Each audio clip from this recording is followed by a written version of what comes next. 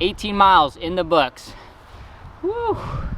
Lesson learned, do not have a heavy barbell session 2 days before a long run. 3 days before a long run, it's all good, but 2 days is not enough time for me personally. I deadlifted 315 3x10 2 days ago, and I definitely felt it a little bit today on my backside. Up until mile 10, I was cruising, felt pretty good. Though the last 8 miles, I felt like my lower back kind of tense up and my glutes, and it just felt a little bit funky. I'm gonna throw the map of my run up here, splits up here, and a pretty decent pace today. Averaged 9:28 per mile for 18 miles. And yeah, overall, I feel good. The sun is shining, the sky is blue, the ducks are ducking, the geese are geesing, and Vince is out here doing his thing. Yeah, I like to talk in third person from time to time, and I feel like it's gonna be a good day. Some awesome fights last night, and majority of my calls were wrong. I think I got 3 fights right out of the whole card. So lucky I didn't put any money on it. So yeah, let's get on with the rest of the day. It's gonna be a good day. I hope you all have a good Sunday. So, one of my guilty pleasures, diet soda. Specifically, Diet 7-Up, Diet Pepsi, Diet Dr. Pepper, and Diet Barg's Root Beer. And I know some of you might be thinking, you probably shouldn't drink that. And yeah, you could be right. Though for me personally, the way that I view soda, diet, everything in moderation. For me personally, again, I'm not a doctor, so don't take my advice because I'm just some random guy on YouTube. Though, for me, I feel no one thing is going to kill me, and no one thing is necessarily as bad for you as the next thing. So who's to say? And obviously there's probably science behind it, and there's definitely science behind it, but what's the difference between this diet soda and a person being overweight by 20 pounds, right? And for me, I'm generally healthy. I exercise a lot, I run a lot, I do a lot of physical activity. So is this worse for me than someone that's 20 pounds overweight? Or maybe that piece of steak, or that bag of chips, or a shot of alcohol. Like right now, I haven't been drinking alcohol in 71 days, and I feel great. Though, like, who's to say? And like, maybe someone can point me in the right direction if they do know. Like, what's one can of diet soda compared to 1 shot or 2 shots or 3 shots? Or when you have a night out of drinking, how many drinks do you generally have? 2 beers, 3 beers, 5 beers, 10 beers? Like, what's that one night of drinking worth to your health?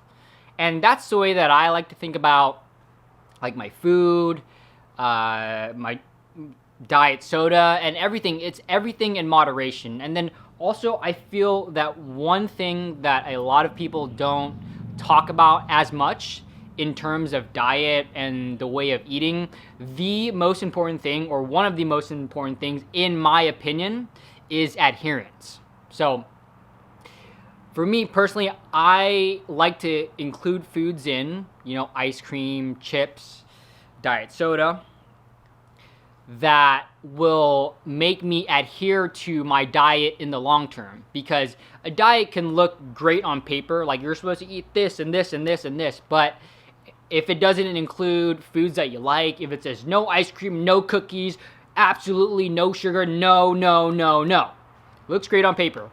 Like, you might be able to do that diet or stick to that diet for, I don't know, a couple weeks, or let's say even a couple months, right? And you get the results, but then you have that cookie, and then that cookie spirals, and then now you're drinking soda, you're having this and that, all that junk, and then you blow up again.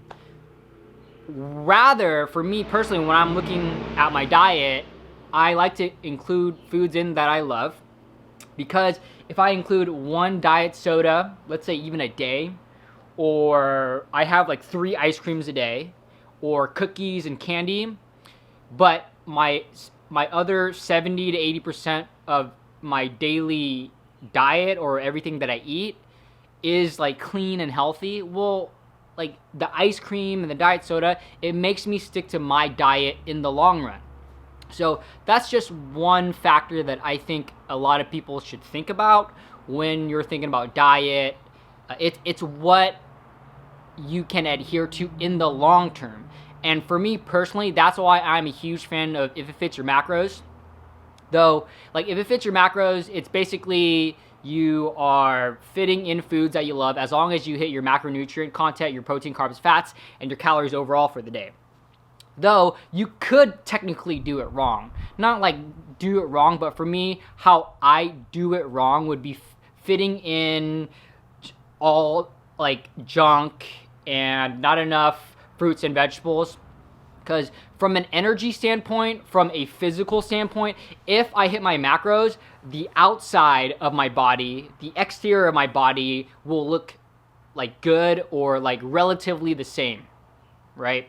And I'm still going to be shredded if I eat a bunch of junk, though I'm hitting my macros.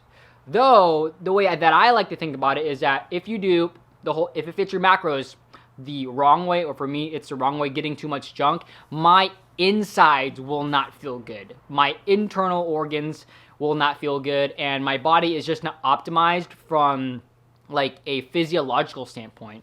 And one of the side effects is like dry skin. So that's my body reacting because I'm getting enough calories to keep me, or calories, protein, carbs, and fats to keep me shredded, to keep me looking good, like from like physically, though my body reacts because the type of calories that I'm getting in is not nutrient dense. And for me personally, when I'm talking about my own diet, my own way of eating, I don't like to eat in a way to where that I can't do it long term. So for me, how I eat on a day-to-day basis, I can do it for pretty much the rest of my life. And that's just something to consider because there's a lot of yo-yo diets out there. You'll get on the diet, you'll get the results, and then once you come off of it, you're gonna gain all that weight back. And for me, to stick to my diet long term is if it fits your macros and just fitting in foods that I love, while at the same time fitting in nutritious, dense foods so that my body gets what it needs to perform optimally and to recover optimally. That's why I decided to try out vegetarianism, and it's worked out super well for me. And the difference between when I'm cutting and when I'm bulking is literally, I eat the same things, but it's just either more or less. And if you know anything about gaining weight, cutting, bulking, you have your maintenance. And let's say for me, my maintenance is 2,500 calories. That's where it's around right now. 2,500 calories. If I eat 2,500 calories, regardless of if it's protein, carbs, and fats, there is a place for each. Like protein, carbs, and fats, each has their job to optimally recover, to keep your muscle energy levels, but we'll save that for another video. If I eat 2,500 calories, I will stay the exact same weight, right?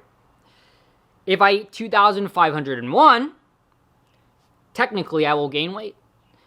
And if I eat 2,499, I will lose weight, technically. And what you have to understand is that for most people, and this is a very generalized, but I would say 9 out of 10, at least 9 out of 10, 1 pound of fat, or 1 pound, is equal to roughly 3,500 calories. So, in order to lose 1 pound a week, so a week is 7 days, divide 3,500 divided by 7, that's 500 calories less. So you need to be in a deficit of 500 calories. So for me, 2,500 is my maintenance. 500, and I need to eat 2,000 calories a day to lose 1 pound a week. And think about, for me, again, this is all my personal journey and my personal opinion.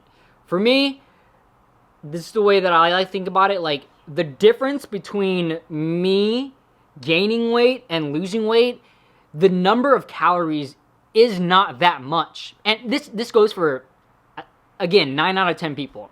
Your maintenance, the difference between you gaining and losing weight is literally like 250 to 500 calories. Because if I eat 2,250, I will lose weight. I will lose half a pound a week.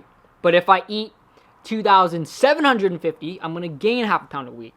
So you can see there, like, it's not coming from a, like, gaining weight or losing weight perspective. The number of calories isn't very much.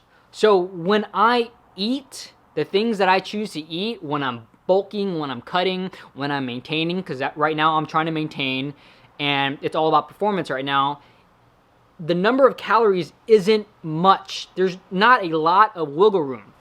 Because if you think about it, a candy bar, like a Hershey's candy bar, is like 250 calories. A banana is 100 calories, right? That Costco pizza, oof, you should look that up if you eat a lot of Costco pizza. That's like 700 or 800 calories, something insane. So for me, I try to pick foods that I like, that I can eat long term. And I know I'm like ranting here. This is just a rant about diet, food, my personal opinion, everything. Is that, like, what I'm trying to say is, I eat, the difference between me bulking and cutting is just me eating the same things but more or less. So it's like, instead of 2 ice creams so that I can maintain weight, if I'm trying to lose weight, I'll eat 1. If I am eating chips, like let's say 2 servings of chips, when I am maintaining weight, to lose weight, I am eating 1 serving, right? So it's literally the same foods, more or less. So I appreciate you all listening to me rant. Hopefully you can take something away from that. Let me know down in the questions below if you have any questions. I know I kind of went all over the place on this video, though it's definitely good to get it out. I feel like really good right now. I feel good. Like, I just got all this off of my chest. But thanks for watching. Hope you all enjoyed that video. If you haven't already subscribed, make sure you hit that subscribe button right here. And if you want to catch another one of my videos, there's a video here and there's a video here. See you all tomorrow.